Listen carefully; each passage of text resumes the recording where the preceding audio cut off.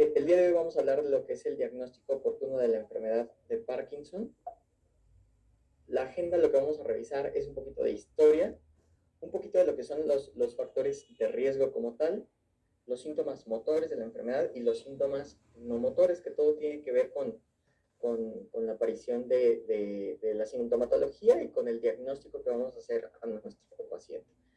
Primero tenemos que la enfermedad de Parkinson pues, es un trastorno crónico, es progresivo, es una patología neurodegenerativa y que va a tener tanto como síntomas motores como no motores. Es como tal la segunda enfermedad neurodegenerativa más frecuente, únicamente después de la enfermedad de Alzheimer, y el tratamiento lo vamos a hacer con terapia de reemplazo dopaminérgico. Y el factor de riesgo más importante que vamos a tener para tener enfermedad de Parkinson pues va a ser la edad. Un poquito de historia, antes de que nosotros hablemos de lo que es James Parkinson, ya teníamos descripciones en textos en India, en China, desde 1000 años antes de Cristo, acerca de algunas manifestaciones que puede tener la enfermedad, ¿no? En 1680 se describe como una de las características lo que es el temblor de reposo. En 1786, Savage habla de lo que es la marcha festinante característica de la enfermedad, que no siempre lo vamos a tener. Posteriormente, hablando de lo que es James Parkinson, él nació en 1755 en Londres. Él tenía muchas áreas de interés, entre ellas la paleontología, la geología, la política. En 1784 obtiene su título de cirujano y en 1817 publica su famoso ensayo de la parálisis agitante, donde va a narrar las principales características de lo que es la enfermedad de Parkinson, las principales características clínicas. Describió síntomas constantes en lo que son 6 personas, en donde ya hablaba acerca de lo que es temblor, lo que es una postura en flexión que pueden tener estos pacientes y lo que es la marcha festinante. De estos 6 pacientes que tenía James Parkinson, solamente 3 eran sus pacientes y otras 3 personas pues eran pacientes de otros médicos, pero que él notaba cambios similares a los pacientes que él tenía. Y desde el ensayo de Shaking Palsy, pues describía algunos de estos síntomas motores, ¿no? Y fue llamado un síndrome de la parálisis agitante. Entonces, Parkinson, él ya mencionaba que existían síntomas no motores de la enfermedad, aparte de la sintomatología motora, ¿no? Él hablaba que los pacientes tenían alteraciones del sueño, él veía de entrada que los pacientes no descansaban durante la noche, que tenían periodos de agitación, que se despertaban de manera frecuente, y muy probablemente esto está relacionado al trastorno conductual del sueño REM, que no teníamos ese nombre, pero que muy probablemente eran las manifestaciones clínicas que tenían sus pacientes.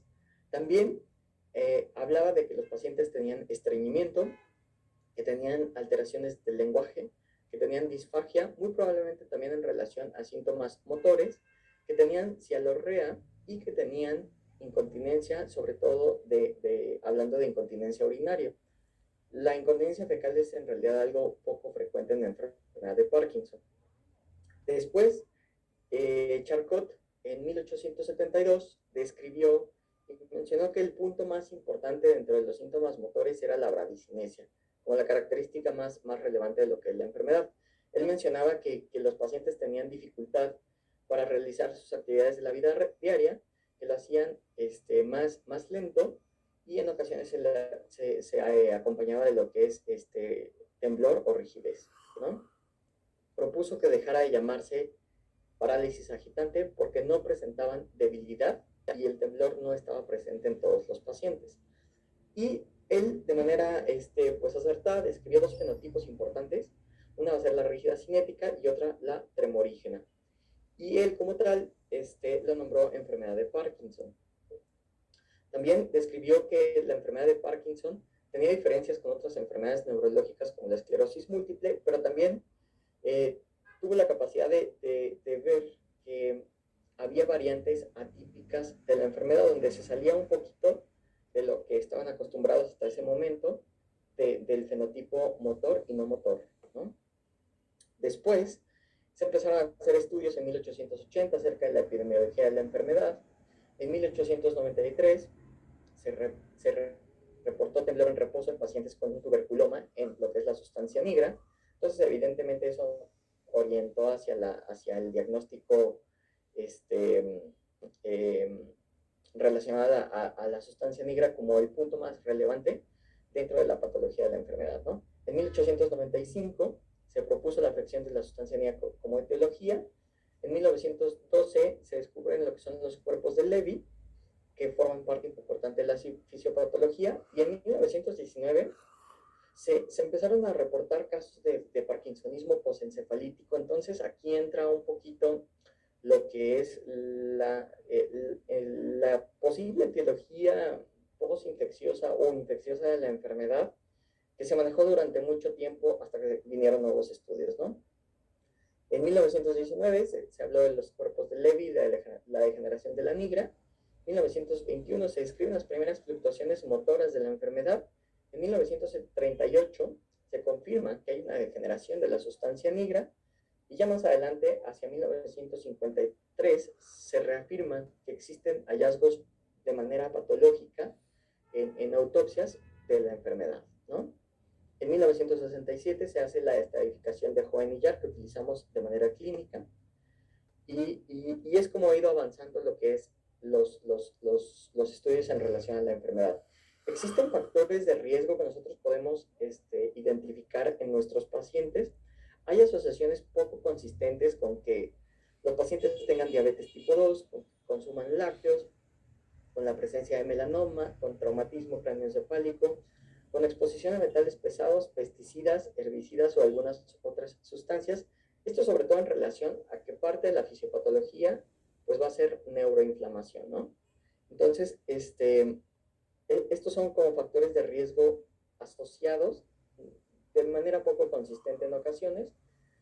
Lo que sí, pues tenemos factores de riesgo que van a disminuir o van a aumentar el riesgo de que una persona tenga enfermedad de Parkinson, ¿no?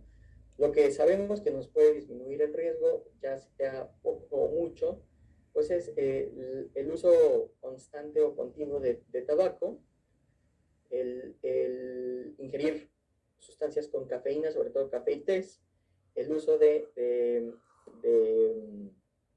antiinflamatorios no esteroideos y algunas otras sustancias como el alcohol, ¿no? Y obviamente también tenemos factores genéticos que nos van a aumentar o disminuir el riesgo de que una persona tenga enfermedad de Parkinson.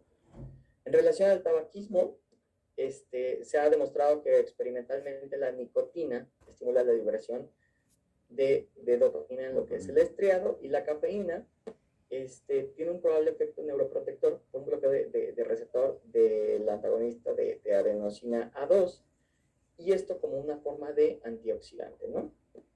Son dos factores como importantes, y lo más frecuente que va a estar relacionado a la disminución de riesgo de enfermedad de Parkinson. Tiene un riesgo relativo entre 0.5 y 0.8, y sí va a ser dosis dependiente. Otros van a ser el consumo de ibuprofeno, el ejercicio normal, diario que hacemos todos los días, y obviamente también los niveles de ácido úrico altos se asocian a un mayor factor protector, ¿no? Y bueno, tenemos los factores genéticos, dentro de ellos los factores autosómico dominantes los podemos dividir en autosómico dominante, autosómico recesivo. El primer relacionado con la enfermedad de Parkinson fue SNCA en 1997, llamado PARC1 o PARC4 posteriormente. En 1998 se descubre lo que es la mutación en parquina, parquina, que está ligado como a una herencia autosómico recesiva, ¿no? Y bueno, se han ido modificando las nomenclaturas para nombrar los distintos factores genéticos asociados, y la forma en que lo hacemos de manera actual pues es utilizando el PARC y posteriormente el gen, ¿no? Muchísimas formas monogénicas, muchísimos locis identificados como cofactores, pero en general la etiología pues es multifactorial, ¿no? Tenemos factores genéticos, factores epigenéticos, factores ambientales, y evidentemente que la edad va a jugar un papel muy importante en la patología de la enfermedad. Bien, el diagnóstico, ¿cómo lo vamos a hacer? Lo vamos a hacer con síntomas motores, ¿no?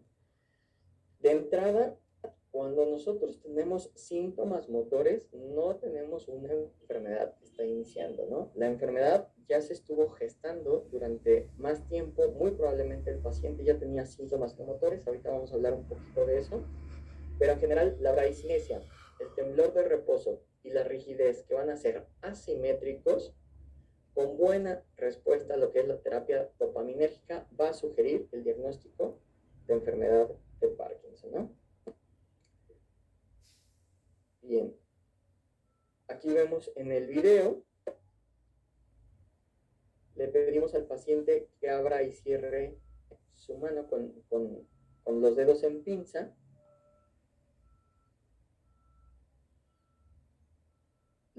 La indicación es que lo haga lo más rápido y amplio que pueda. Y evidentemente, pues tenemos mayor afectación del lado izquierdo del paciente, ¿no? Y eso nos sugiere, evidentemente tomando en cuenta otros factores y la evolución clínica que ha tenido el paciente, nos sugiere el diagnóstico, ¿no? Esta es la agilidad de mano y la pronosupinación.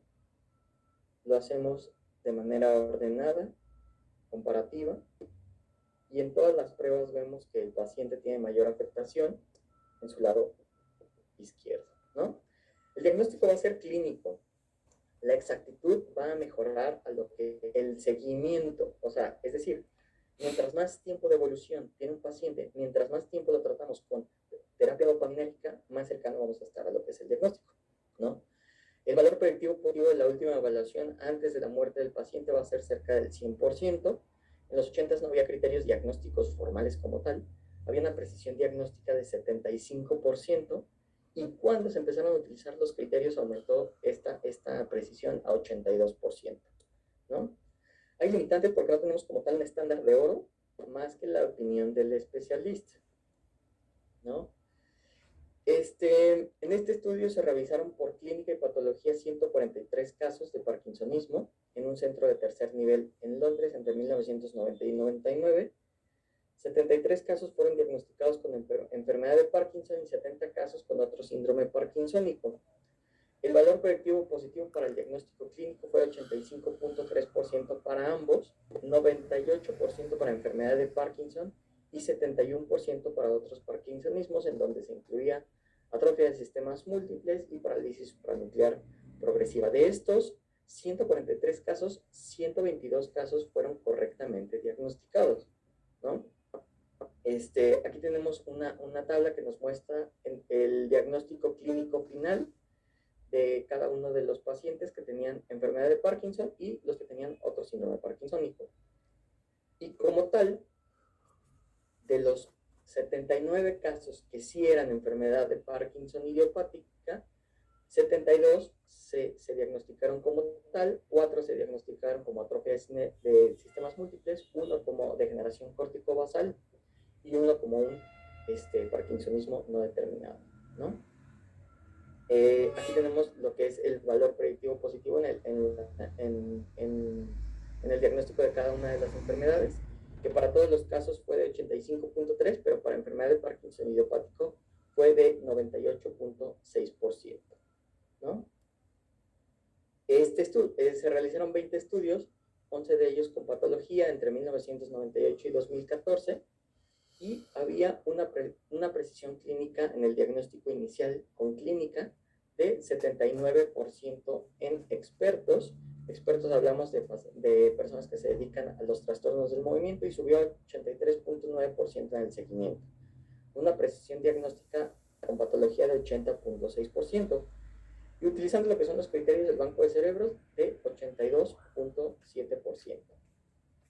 En general, la precisión diagnóstica no ha tenido una mejoría significativa en los últimos 25 años, especialmente en lo que es las fases iniciales de la enfermedad.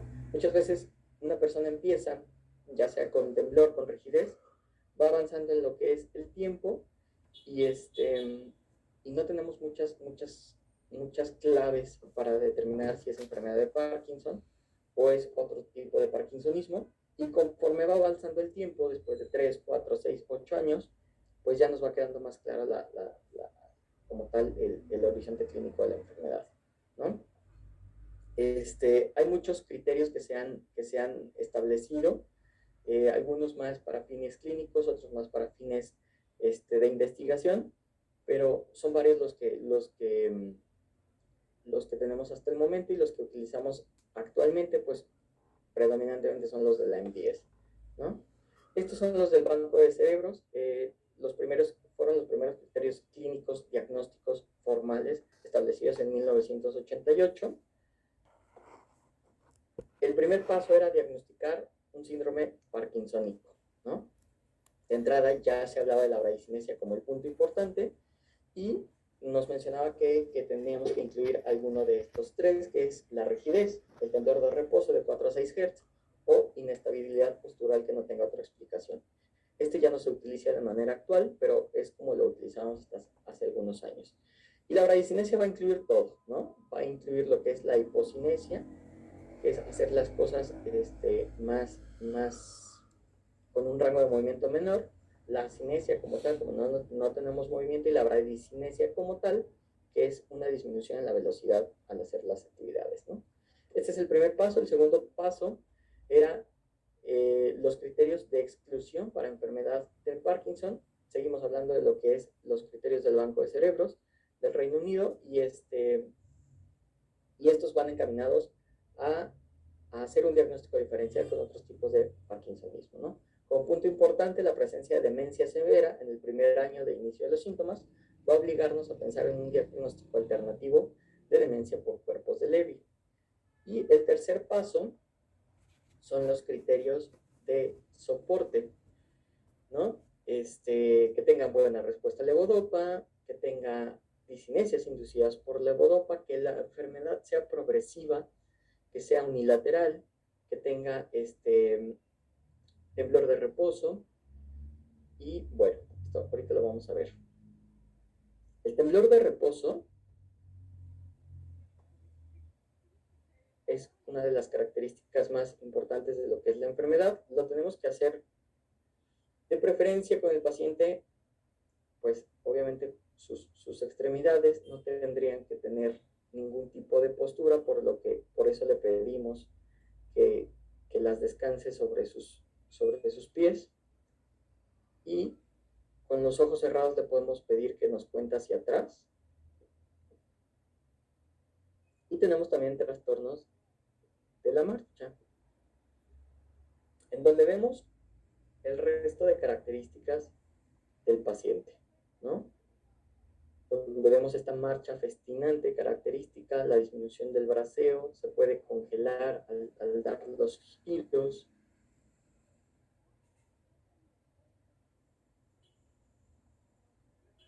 Y tenemos los criterios de la MDS, ¿no?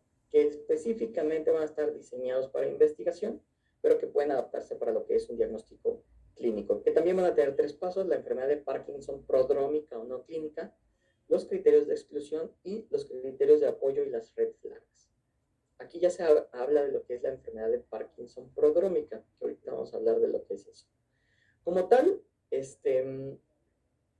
lo primero que tenemos que tener es bradicinesia en combinación con ya sea temblor de reposo o rigidez. Hay criterios para establecer un diagnóstico clínico establecido de enfermedad de Parkinson, y también para enfermedad de Parkinson probable. Los criterios de soporte de la MDS es que el paciente tenga respuesta a terapia dopaminérgica, prácticamente regresándolo a un nivel funcional motor normal. La mejoría con levodopa, con prueba de levodopa, ya sea aguda o crónica, la tenemos cuando hay una mejoría mayor del 30% con el UPDRS en su parte motora, que tenga disinesias inducidas por levodopa, que tenga temblor de reposo en al menos una extremidad, y ya más estudios avanzados como cintigrafía cardíaca, ¿no? Con metallodobencilguanidina. También tenemos los criterios absolutos de exclusión, que estos obviamente pues están encaminados a decir que el paciente no tiene enfermedad de Parkinson, sino que tiene otro tipo de parkinsonismo. Dentro de los criterios de exclusión tenemos, por ejemplo, este paciente en donde, al realizar las pruebas de seguimiento y obviamente tomando en cuenta la historia clínica, ¿no? Pero aquí el paciente tiene una limitación importante para la supra y la infraversión. Este paciente antes de los 3 años tenía caídas frecuentes y prácticamente con 1 gramo de levodopa al día no notaba ningún tipo de mejoría, ¿no? Que todos esos van a ser red flags y el paciente finalmente realizó un PET con F-dopa, donde vimos que su diagnóstico era muy probablemente parálisis supranuclear progresiva, ¿no? Las red flags, como les comentaba, pues es eso, ¿no? Que el paciente utilice silla de ruedas durante los primeros 5 años, que no es frecuente en la enfermedad de Parkinson, que tenga una ausencia de progresión de los síntomas motores durante 5 años o más, que tenga disfunción vulvar, que tenga problemas de disfunción inspiratoria, que tenga falla autonómica severa, que todos estos pues, nos van a hacer pensar en otras patologías, ¿no? Y se establecen 3 etapas de la enfermedad. La etapa preclínica, que nos habla de una neurodegeneración incipiente, pero sin repercusión clínica. Pero aquí el paciente ya tiene neurodegeneración, ¿no? Es por eso que el tema como tal de diagnóstico oportuno, ahorita vamos a ver qué tan oportuno estamos haciendo el diagnóstico, ¿no? La fase prodrómica, ya hay síntomas presentes, pero aún van a ser insuficientes para hacer el diagnóstico de la enfermedad. Y como tal, la fase clínica, ya tenemos síntomas manifiestos e identificables, pero sobre todo va a tener peso en lo que son los síntomas motores. Entonces, lo que les comentaba, estamos haciendo un diagnóstico oportuno. ¿Por qué? Porque ¿dónde quedan los síntomas motores? ¿No? Cuando nosotros, los síntomas no motores, perdón, cuando nosotros tenemos como tal el establecimiento de lo que son los síntomas motores, esta línea nos divide entre los síntomas motores aquí arriba y los síntomas no motores en la parte de abajo, ¿no? Nosotros empezamos a notar varadicinesia, rigidez, temblor y obviamente más adelante tenemos las fluctuaciones motoras, las disinesias, disfagia, caídas, alteraciones posturales que previamente se consideraban como parte de los criterios diagnósticos, pero antes de eso, quizá 5, 10, 15 años antes, el paciente ya tiene un trastorno conductual del sueño REM, ¿no? Donde lo normal es que nosotros en REM soñamos y nos desconectamos de los músculos, ¿no? Por decirlo de manera burda. Y esto no sucede con los pacientes que tienen Parkinson, ¿no? ¿Por qué? Porque ellos actúan sus sueños, ellos incluso tienen golpes, golpean a su compañero de cama, y ese es uno de los síntomas más importantes que nos hablan de neurogeneración incipiente, sobre todo para alfa-sinucleinopatías como la enfermedad de Parkinson. Ya hay alteraciones del estado de ánimo como depresión, ya tenemos también estreñimiento, tenemos ansiedad, tenemos hiposmia, y todos estos síntomas muy probablemente están pasando de largo antes de que los pacientes como tal tengan síntomas motores manifiestos. Entonces es importante establecer qué paciente tiene un síndrome de riesgo como tal, ¿no? Un paciente que ya tiene estas alteraciones muy probablemente va a tener enfermedad de Parkinson o alguna otra alfa-sinucleinopatía, ¿no? Como atrofia de sistemas múltiples, pero evidentemente por cuestiones de frecuencia, pues lo más probable es que el paciente tenga enfermedad de Parkinson. ¿Y a qué se debe todo esto? A que nosotros, en una de las teorías de las hipótesis de la etiología de la enfermedad, tenemos la progresión de Braak, los estadios de Braak, en donde de manera inicial tenemos un acúmulo de alfa-sinucleína en partes distintas a las que nos generan los síntomas motores, que es bien sabido que es la sustancia nigra, ¿no? En la cuestión mesencefálica, pero antes ya tenemos una propagación desde sistema nervioso autónomo, sistema nervioso periférico, bulbo olfatorio, que va a avanzar de manera caudal a rostral en relación a los estadios de Braak. Los primeros estadios afectan lo que es el bulbo olfatorio, las neuronas colinérgicas y monoaminérgicas, desde antes de lo que es el mesencéfalo, ¿no? Hay afectación vulvar, hay afectación pontina, y también podríamos tener afectación a nivel de los plexos de Meissner y de Auerbach, que nos ayudan a explicar el resto de los síntomas no motores de la enfermedad. Y bueno, más adelante, ya en el estadio 3, en los estadios 4 de la progresión de Braak, pues tenemos la aparición de los síntomas motores, pero de acuerdo a las zonas afectadas, ¿no? Y ya más adelante tenemos una afectación cortical y la neocorteza del sistema límbico, que nos va a traducir otras manifestaciones clínicas más avanzadas de la enfermedad. El trastorno conductual del sueño REM, este es un ejemplo, este hombre está en REM, tiene, tiene enfermedad de Parkinson, pero para que se den una idea de lo que es el trastorno conductual del sueño REM, no tendríamos por qué nosotros movernos, ¿no? Y lo que sucede pues es esto. Actuamos nuestros sueños, el patea como una manifestación,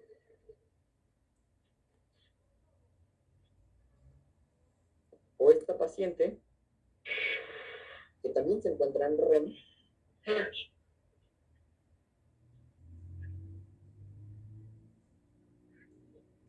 ella es maestra,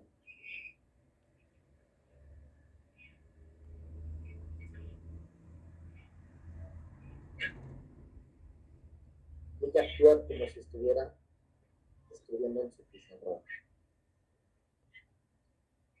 Tampoco lo tendría que hacer, porque está en REM, aquí sus neuronas motoras tendrían que estar desconectadas, digámoslo así, y no sucede, ¿no? Entonces, desde Parkinson tenemos que los pacientes tienen síntomas no motores, y a lo que quiero llegar es que es complicado hacer un diagnóstico oportuno de la enfermedad en relación a que en muchas ocasiones pues los pacientes nos van a llegar ya con lo que es la sintomatología motora, ¿no? Quizá hablar de diagnóstico oportuno sería regresarnos un poquito, identificar a esos pacientes que tienen, que tienen síntomas no motores, que de entrada, pues muy probablemente ya están teniendo una neurodegeneración incipiente. No sé si con algún tipo de campaña para identificar, por ejemplo, pacientes que puedan tener hiposmia, que puedan tener estreñimiento y evidentemente trastorno conductual del sueño REM. Para esos pacientes catalogarlos como pacientes que tienen un síndrome de riesgo, digámoslo así, de desarrollar una alfa-sinucleinopatía, ¿no? En general, el diagnóstico de la enfermedad es predominantemente clínico hasta la actualidad. Sí tenemos algunas herramientas, ¿no? Para llegar a un diagnóstico un poquito más certero en los casos en los que tenemos duda diagnóstica, pero de entrada va a ser predominantemente clínico. La bradicinesia, el temblor de reposo, la rigidez son las características clínicas básicas de la enfermedad. Consta de síntomas motores y no motores. Muchos de los no motores son más incapacitantes que los motores, sobre todo en etapas avanzadas de la enfermedad, pero por lo general estos síntomas no motores van a iniciar antes, ¿no? Y pues el diagnóstico oportuno de la enfermedad se encuentra basada en la sintomatología motora. De momento creo que sí, pero es difícil identificar a esos pacientes que están teniendo una neurodegeneración incipiente, que ya están teniendo síntomas no motores, que nos tendrían que hacer pensar en que el paciente puede desarrollar enfermedad de Parkinson. Pero la verdad es que cuando llega con el médico, con el neurólogo, con el geriatra, con el especialista en movimientos anormales, pues muy probablemente es cuando ya tiene estas manifestaciones motoras, ¿no? Y eso sería todo.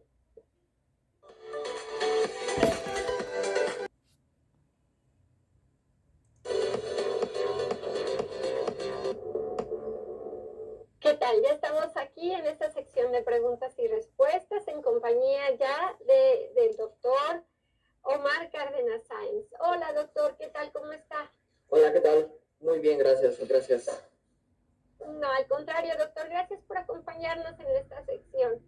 Doctor, los médicos que nos acompañan están muy activos, así es que comenzaré realizándole ya algunas de las preguntas que nos envían. Claro. Doctor, nos preguntan, ¿cuál es la diferencia entre enfermedad de Parkinson y parkinsonismo? Ok, el parkinsonismo es un síntoma que se da por bradicinesia, que es el punto importante, que es el temblor de reposo y que es obviamente la rigidez, ¿no? Eso es como tal un síntoma. La principal causa de parkinsonismo es enfermedad de Parkinson. No todas los pacientes con parkinsonismo tienen Parkinson, ¿no? El parkinsonismo es algo más amplio, es solamente como el síntoma que identifica a una enfermedad, pero las manifestaciones pueden ser otras. Es solamente un síntoma que siempre se cumple en la enfermedad de Parkinson. Eso es. Es como en aquellos pacientes que a lo mejor tienen algún leve traumatismo, por ejemplo, craneal en adolescentes, y que de repente tienen este tipo de movimientos que se quedan ahí. Sí puede ser una consecuencia de un traumatismo. La verdad es que no es lo más frecuente por mucho, pero sí puede suceder. Eso ya no hablaríamos de enfermedad de Parkinson. Aquí en este caso podríamos estar hablando de un parkinsonismo secundario, ¿no? Okay. Pero no como tal, como causa de enfermedad de Parkinson, no podríamos decir que por un golpe le dio, ¿no? Porque se conjuntan muchas cosas, pero sí puede haber parkinsonismo secundario a un traumatismo. Muy bien, doctor. Doctor, en pacientes con hipertensión ventricular, con demencia senil grado 2 y con movimientos involuntarios de piernas y manos al dormir, ¿también se le puede iniciar tratamiento con viperideno? Mira, lo ideal es que no utilicemos viperideno. O sea, el viperideno en realidad ya no se encuentra como tal en las guías. Se utilizaba previamente como un antitremorígeno, pero la verdad es que cuando nosotros tenemos datos de enfermedad de Parkinson, ya sea de predominio tremorígeno o regioacinético, no es una muy buena opción de tratamiento y sobre todo en pacientes de edad avanzada. ¿Por qué? Porque se desarrolla más deterioro cognitivo. Entonces, si podemos evitar el viperideno y dar otras herramientas que tenemos comúnmente, ¿no? Como levodopa, como agonistas dopaminérgicos, como IMAOs, yo creo que son mejores opciones antes que el viperideno. Muy bien. Doctor, los pacientes con aracnodocele grado 2, con rigidez de cara y temblor de manos, ¿es correcto usar la rivastigmina? Sí, o sea, la rivastigmina es un buen medicamento para aquellos pacientes que tienen deterioro cognitivo de leve a moderado. En el contexto o no de enfermedad de Parkinson, me parece que la rivastigmina es un muy buen medicamento, de preferencia para utilizarse en etapas iniciales a moderadas de la enfermedad, más que en etapas avanzadas, ¿no? Pero me parece que sí, en la gran mayoría de los contextos, la rivastigmina es un excelente medicamento y no tiene nada que ver que el paciente tenga o no un aracnoidocele. Ese incluso muchas veces lo encontramos como un hallazgo nada más. Y habría que estudiar de qué se trata ese temblor en manos y en cara que menciona, ¿no? Hay que ver si no va más por el lado de temblor esencial o más hacia el lado de enfermedad de Parkinson, porque pues recordemos que el principal factor de riesgo para la enfermedad pues es la edad, ¿no? Así es, doctor. Doctor, ¿y qué tan recomendable es la terapia dopaminérgica en pacientes con síndrome metabólico? En realidad no constituye una contraindicación en este tipo de pacientes. Si el paciente requiere medicamento para parkinsonismo, yo creo que es una excelente opción de tratamiento. Con los agonistas dopaminérgicos obviamente tenemos que estar revisando otras cuestiones, ¿no? Sobre todo el trastorno de control de impulsos, más con pramipexol que con ropigotina, pero yo creo que es una buena opción en el contexto de pacientes que tienen comórbidos. Muy bien. Doctor, ¿hay algún ejercicio, como por ejemplo nos mencionan mucho el hacer bicicleta, que controle un poco estos síntomas, estos movimientos en el Parkinson?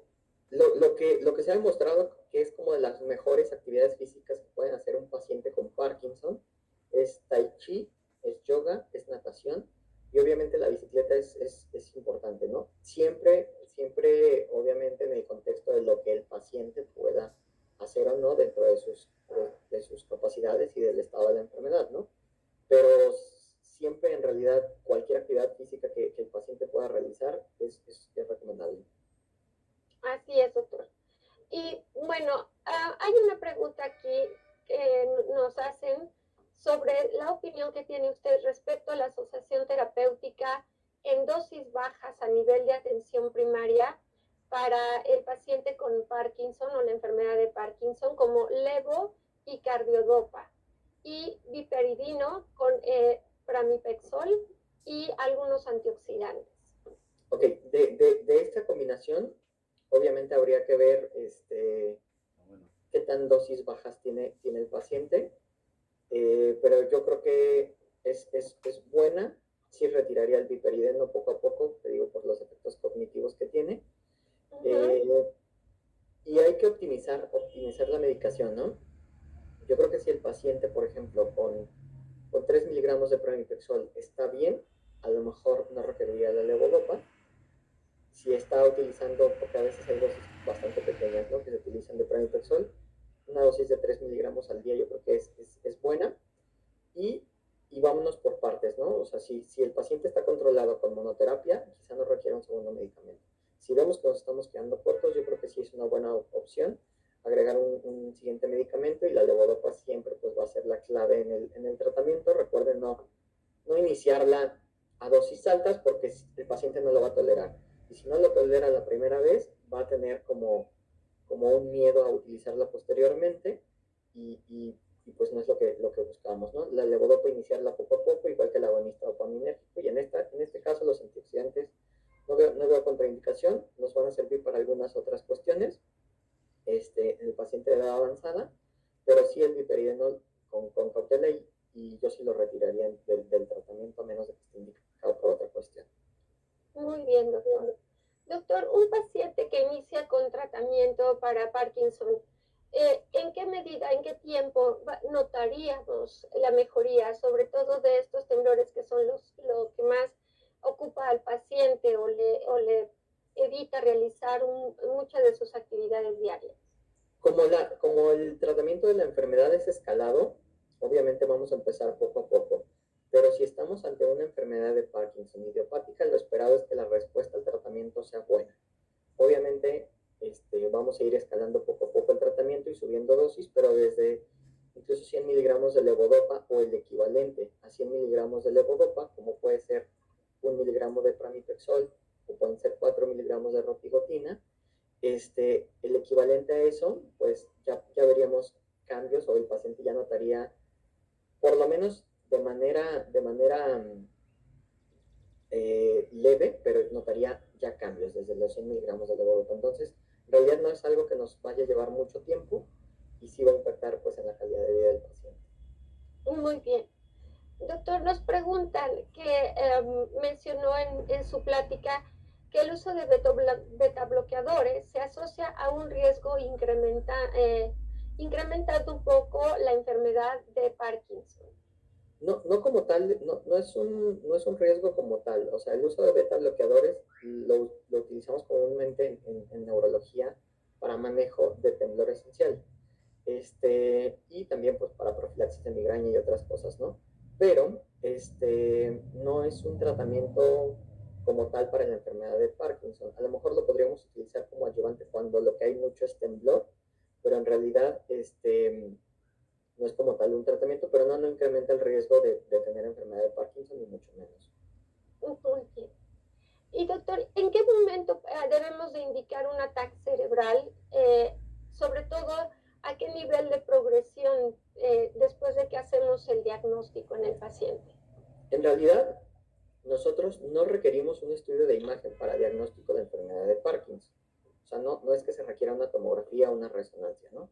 El diagnóstico lo vamos a hacer con respuesta a tratamiento y con la evolución del paciente. Lo que podemos hacer en ocasiones es, cuando hay duda, pedir un estudio de imagen, ya sea una tomografía o una resonancia, para descartar causas secundarias de parkinsonismo. Pero no significa que requiramos en algún momento de la enfermedad hacer un estudio de imagen. Ya es otra cosa si estamos planeando una terapia avanzada como estimulación cerebral, que ahí sí se va a requerir un estudio de imagen, pero en realidad en otro contexto no, solo para descartar causas secundarias de Parkinsonismo. Así es, doctor. Entonces, este signo de la golondrina en la resonancia magnética no nos confirma la enfermedad de Parkinson. No, como tal, el signo que vemos en Parkinsonismo, sobre todo Parkinsonismos atípicos, como el signo, por ejemplo, del hummingbird, todas estas cuestiones son más este es de parálisis supranuclear progresiva. Hay otros cambios que vemos en atrofia de sistemas múltiples, ¿no? Como el aumento de la hendidura putaminal o el hot cross bone, pero en realidad son de Parkinsonismos atípicos. No es como tal un tipo de enfermedad de Parkinson. En la gran mayoría de ocasiones, cuando nosotros hacemos un estudio de imagen en un paciente con Parkinson, va a ser normal. Muy bien, doctor. Doctor, nos preguntan también cuál es la enfermedad más parecida al Parkinson con la que tendríamos que hacer la diferenciación. En realidad es difícil, o sea, porque el parkinsonismo pues es un síntoma que está presente en muchas cuestiones, ¿no? Podemos, y lo que nos va a dar las pautas terapéuticas o diagnósticas va a ser el tiempo en realidad, porque el paciente puede empezar con parkinsonismo, pero después va teniendo distintos síntomas que nos van a guiar a si es una parálisis supranuclear, o si es una atrofia de sistemas, o si es una demencia por cuerpos de Lewy, pero en realidad todas las enfermedades, todos los parkinsonismos van a ser similares en algún punto, ¿no? Y lo más importante va a ser la evolución, el tiempo, y sí estar atentos a los síntomas que vayan apareciendo o de lo que se vaya quejando el paciente. Y hablo de síntomas tanto motores como no motores, ¿no? Muy bien, doctor. Doctor, ¿la curcumina y la taurina ayudan en algo como preventivos? No en realidad, o sea, no hay estudios que digan que hay un medicamento, que hay una sustancia que sea como profiláctica para no desarrollar la enfermedad. Sí se ha visto que el OR está disminuido en pacientes, por ejemplo, que consumen regularmente cafeína, ya sea en forma de café o en té, o los pacientes que fuman, pero no es algo que nos disminuya mucho el riesgo como tal, y pues no es algo que nosotros recomendemos, ¿no? No le puedes decir al paciente fume para que no le dé Parkinson, pero sí se ha visto como esa relación, pero como tal, algo que detenga la progresión o que prevenga la aparición de la enfermedad, no tenemos de momento. Bueno, muchísimas gracias, doctor. El tiempo pues se nos va rapidísimo y agradecemos mucho habernos acompañado el día de hoy y dar respuesta a estas preguntas.